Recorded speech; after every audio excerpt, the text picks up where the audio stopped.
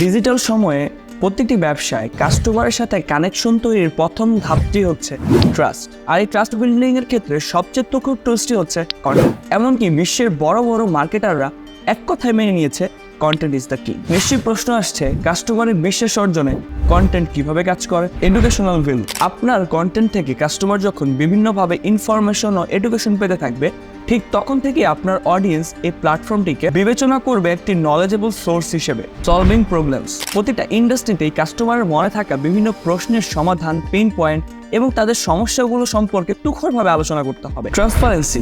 মাঝে মাঝে অনেস্ট ও transparent video upload করুন, যেমন আপনার প্রোডাক্টের বিহাইন্ড দ্য সিন, আপনার প্রতিষ্ঠানের বিহাইন্ড দ্য সিন, আপনার কাস্টমার রিভিউ। পার্সোনালাইজেশন। যখন আপনার প্ল্যাটফর্মটি অনেক বড় হয়ে যাবে এবং লার্জ অডিয়েন্সের কাছে পৌঁছানো শুরু করবে, তখন সেগমেন্ট অনুযায়ী কাস্টমার বা অডিয়েন্সদেরকে ডিভাইড করুন এবং নির্দিষ্ট একটি সেগমেন্টকে কেন্দ্র করে সেই অনুযায়ী বিভিন্ন ধরনের কন্টেন্ট আপলোড করা শুরু করুন।